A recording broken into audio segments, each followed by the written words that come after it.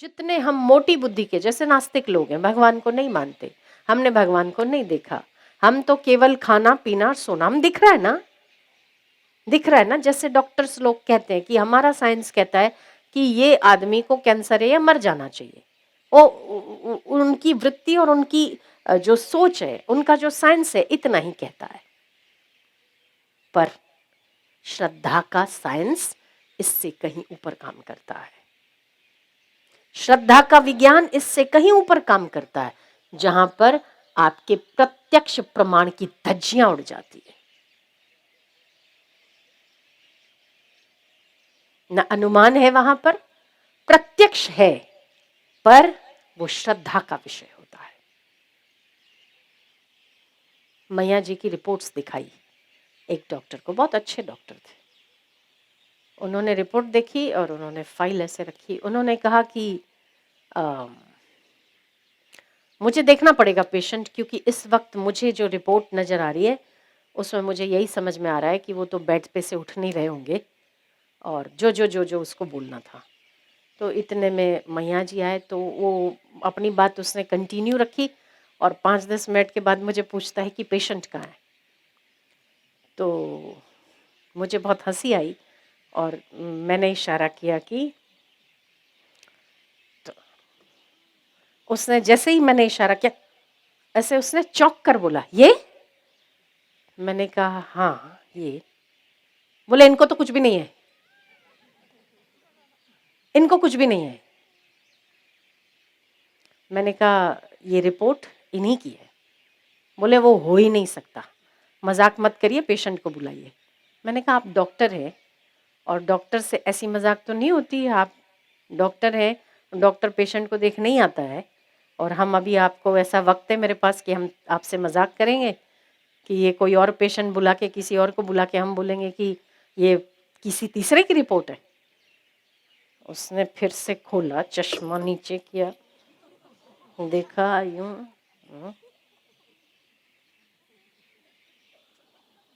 फिर दूसरा पन्ना पलटा।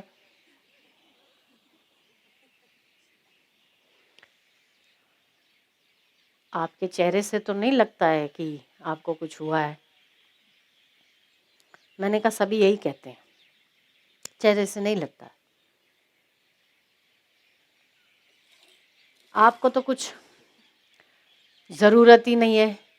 हमारा साइंस जो कहता है, हमारे साइंस पर अभी इस वक्त आपका बॉडी खरा ही नहीं है। जो रिपोर्ट है ऐसा आपका शरीर नहीं है, जो शरीर है वैसी आपकी रिपोर्ट नहीं है।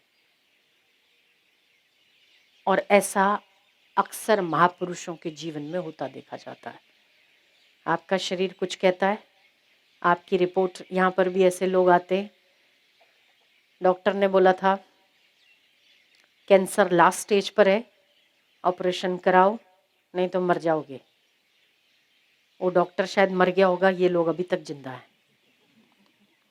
श्रद्धा, वो श्रद्धा काम करती है। श्रद्धा और शब्द प्रमाण, जब शब्द निकल जाते हैं उसके पीछे कृपा काम करती है। शब्दों के पीछे वो कृपा होती है आध्यात्मिक जगत में। तुझे कुछ नहीं होगा, चिंता मत कर। आपकी श्रद्धा और उनकी कृपा मिलकर चमत्कार का सृजन करती है। ऐसा बहुत बार देखा सुना जाता है, आपके सामने प्रत्यक्ष होता है। तो जो स्थूल जगत है वो केवल इंद्रियों तक सीमित है। सूक्ष्म जगत है वो श्रद्धा और आस्था का विषय है। जितनी आपकी आस्था अधिक होगी उतना ही शब्द आपके चित्त में प्रमाणित होते हैं। वो और बात है, जो परमात्मा जब प्राप्त होते हैं तब निशब्द अवस्था में प्राप्त होते हैं, पर उसको पाने के लिए शब्दों की आवश्यकता तो पड़ती है ना। उस मंजिल पे जाके आप शून्य हो जाते हो, आपको कोई विचार नहीं आता है क्योंकि मंजिल मिल गई, पर उस मंजिल को दिखाने के लिए तो शब्द चाहिए ना। आपकी उस योग्यता का विकास करने के लिए आपको ध्यान की आवश्यकता है। जितना जितना आप शांत होते हैं उतना ही उतना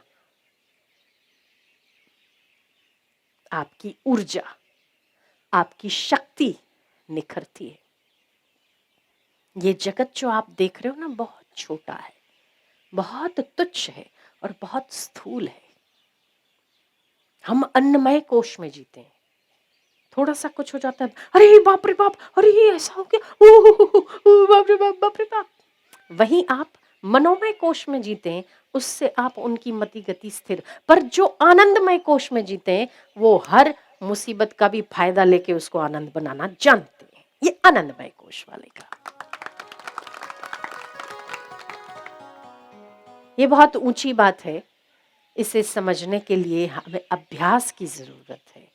और हम चाहते हैं, हम बहुत दिनों से सोच रहे थे कि हम इतना सत्संग करते हैं, पर हम सत्संग सुनते हैं, सुन के हम ये सोचते हैं कि बहुत अच्छा, बहुत अच्छा। हमने सत्संग को भी केवल इंद्रियों का विषय बना दिया, क्योंकि हम इंद्रिय जगत में जीते हैं ना।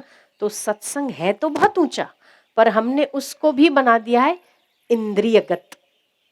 कि हमने सुना, मजा, मजा, हा कीर्तन, मजा, मजा आया। यहाँ से बाहर उठकर जाओ, आपको कोई मजा नहीं आया। ठीक है, वो थोड़ी देर के लिए आपको वो आनंद रहेगा, पर वो लाभ नहीं है जो लाभ आपको वास्तविक रूप से मिलना चाहिए।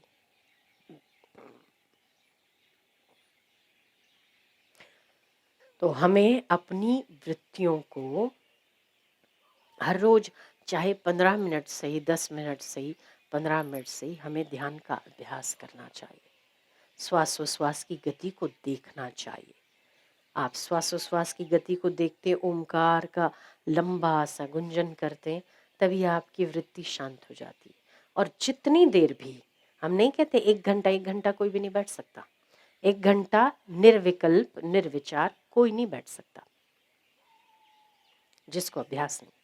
पर यदि आप कुछ मिनटों के लिए भी बैठोगे ना, तो आपके करोड़ों करोड़ों जन्मों के अघ पाप तत्क्षण क्षीण हो जाते हैं।